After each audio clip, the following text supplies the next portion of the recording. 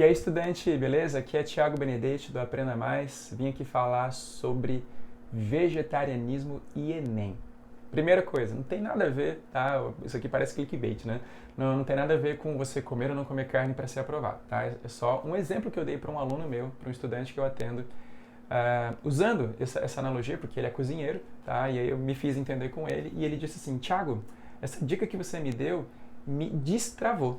Então eu queria compartilhar com você aqui essa analogia que eu usei com ele, porque se você estiver travado também nos teus estudos para o Enem, porque né, você está um pouco desorientado, está inseguro com alguma coisa, talvez isso que ajudou esse estudante possa te ajudar também. Então fica de olho. Olha só, esse estudante que eu atendi, ele está se sentindo travado, né, porque ele está sofrendo um pouco daquela coisa da gourmetização dos estudos. Né? Ele segue todo mundo que fala de Enem, todo mundo que fala sobre técnicas de estudo, e aí ele fica perdido com aquele monte de coisa que supostamente você tem que fazer e não faz o básico. Né? O que é o básico que eu falei com ele e onde é que entra essa história do vegetarianismo? Olha só, o básico para começar, né, que eu reforcei com ele é: todo mundo que estuda para Enem está visando um resultado, né, de uma prova. Então o que você vai fazer é o teu estudo preparatório. E no estudo preparatório você tem algumas etapas que você pode cumprir, às vezes com maior ou menor intensidade. Quais etapas a gente tem de base? Né? As etapas básicas são aula, todo mundo vai ter aula em algum momento, alguns mais, alguns menos, certo? Ou alguns quase nada, mas tem aula em algum momento. Da aula, você tem o teu estudo, então você tem que ter aula e estudo vinculado a um cronograma, né? Ou seja, você não pode estudar o conteúdo 10 antes de ter estudado o conteúdo 8 e 9, por exemplo. Né? Então, um sistema de aulas te dá também o quê? Uma sequência cronológica, uma sequência que tem um sentido dentro de cada disciplina. Né? Para você estudar biologia, por exemplo, existe uma sequência certa ou mais ou menos certa de conteúdos que você precisa estudar para entender e aprender biologia, certo? Então você vai ter o quê? Aulas que vão fundamentar o seu estudo. Nesse teu estudo você vai fazer o quê? Você vai estudar por leitura, alguns mais, alguns menos, nem todo mundo precisa de tanta leitura, dependendo da bagagem que já carrega. Então você vai ter aula e estudo, nesse estudo tem leitura, tem anotação também. As anotações, mesma coisa. Algumas pessoas vão precisar de mais anotações, outras pessoas de menos, certo? Mas é sempre importante você manter registros daquilo que você andou estudando. Lembra? Escrever, né, pegar na mão, né, fazer aquele estudo mais artesanal, faz de fato você aprender. Isso é inquestionável dentro do contexto da neurociência, tá? Então você vai fazer o que no seu estudo? Leitura, um pouco mais, um pouco menos. Você vai fazer anotações, um pouco mais, um pouco menos. Mas você vai ter que fazer exercício. Todo mundo que quer passar no Enem precisa estudar por resolução de exercícios. E aí, a pegada aqui foi essa com esse estudante. Né? Ele disse assim: nossa, mas eu faço listas intermináveis, não sei o que, na internet, e não vejo resultado, parece que eu não estou aprendendo, não sei o que. Né? Na hora de fazer um simulado do Enem, eu levo porrada do Enem toda vez. Então, repara que ele está sofrendo justamente por quê? Porque ele vai para a aula, ele estuda e aí faz o quê? Revisão de conteúdos e autoavaliação. Né? É a métrica básica, é o quarteto da sua aprovação. Aula, estudo, revisão e autoavaliação usando simulados e provas anteriores do Enem. E qual que foi o problema dele?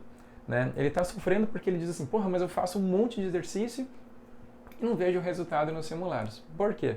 Porque na hora que você estuda para Enem, você está estudando pro Enem, lembra disso? É para uma banca específica. E na hora de fazer as questões que você vai usar no seu dia a dia, claro, você pode utilizar sim outras bancas, vez ou outra, mas o seu foco principal tem que ser o quê? Devem ser questões do próprio Enem. Né? E aí onde é que entra o vegetarianismo nessa história? Né? Eu perguntei para esse meu aluno, como ele é cozinheiro, mexe com comida, ele tem assim uma teoria, né? Ele tem uma prática, ele sabe lidar com esse mercado, ele sabe, né? Ele tem conhecimentos nessa área de gastronomia no caso, né? Tanto de teoria e prática. E aí eu perguntei para ele o quê? Eu falei: cara, e se você tivesse que fazer pratos para vegetarianos, você saberia? Você tem essa prática específica? Você alinhou a sua teoria, a sua prática para esse nicho, para esse mercado, para esse contexto? E ele ficou assim, falou: cara, não, né? E aí o que eu disse para ele então, que foi o que supostamente destravou?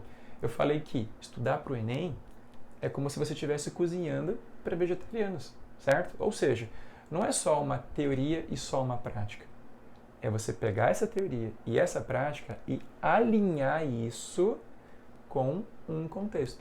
Ou seja, você tem que se acostumar, né, a lidar com uma rotina de aula, estudo, anotações, leitura, revisão e tudo mais, mas sempre direcionado para o Enem, para as questões do Enem. Ou seja, qual que é a formulinha básica para você aprender um conteúdo e se preparar para o Enem. Porque lembra, passar no Enem não é só estudando que você vai fazer, né? Não é só estudar e fazer revisões. Você tem que estudar e fazer revisões para o Enem. Então, como é que eu faço isso? Se eu acabei de ter um conteúdo hoje que eu estudei, o que eu vou fazer? Eu vou resolver questões do Enem sobre isso, nesse dia que eu estudei, para fundamentar, para consolidar, para fixar aquele assunto, não só no sentido de aprender, mas de alinhar ele com aquilo que o Enem pede. Lembra? O Enem não é uma prova apenas de conteúdos, ele é, na verdade, uma prova, né, que supostamente trabalha com competências e habilidades específicas. Então, o que o Enem vai avaliar de você não é só necessariamente uma base de conteúdos que você aprendeu, mas competências e habilidades que você tem que desenvolver com esses conteúdos, certo? Então, se você não faz um estudo alinhado dessa forma, você não vai ter o resultado que você quer, tá? Então, guarda aí que a simplicidade da coisa toda está no quê?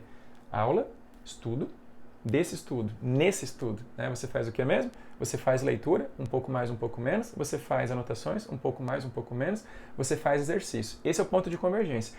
Todo mundo tem que fazer exercício, certo? E esses exercícios que você faz, você pode utilizar ele, né, na hora do seu estudo, você pode usar como momento de revisão, você pode usar como um momento de aprofundamento e você vai fazer também uma abordagem diferente, claro, desses exercícios na hora de fazer a sua autoavaliação, que é um ponto crucial, né? A autoavaliação, ela vai te dizer, através de exercícios de Enem, como é que você está com os conteúdos. Se você está lembrando, se você memorizou, se você aprendeu, se você entendeu a dinâmica deles. E essa autoavaliação, ela vai te dar o resultado que você precisa de forma parcial. Lembra, né? Quando você estuda para Enem, você precisa, ao longo da sua rotina de estudo, coletar algumas informações, alguns resultados para saber como é que vai ser a sua prova. Você não pode chegar lá no dia do Enem de verdade e esperar para ver o resultado, né? Lembra, a sua rotina de estudo, ela não é medida, né, em termos de qualidade pela quantidade de esforço. Ela é medida pela quantidade de resultados que você tem, tá bom? Então, para você ter uma rotina de estudo legal, não esquece disso, tá? O resultado que você precisa, né, alcançar lá na prova, lá no Enem, depende dos resultados que você vai coletando ao longo da sua rotina de estudo, utilizando processos autoavaliativos. Eu vou deixar aqui para você em algum lugar um link de uma aula que eu gravei sobre isso, né, sobre autoavaliação utilizando microsimulados, tá? Eu deixei para você uma aula com uma ferramenta, tá? Onde você consegue fazer todo um sistema de autoavaliação, utilizando provinhas que eu já deixei prontas para você, utilizando recursos de registros que eu também já deixei prontos para você, tá bom? Então não esquece disso. Simplifica e não complica, tá? E a grande coisa no fim das contas é, o que todo mundo que passou bem no Enem tem em comum? Todo mundo fez o maior número possível de questões que conseguiu fazer ao longo da sua rotina, tá? Não esquece que o segredo mora nisso, tá bom? Você vai passar tempo suficiente na teoria para conseguir passar o maior tempo possível fazendo essa prática. Esse é o tal do segredo para você passar no Enem, tá bom?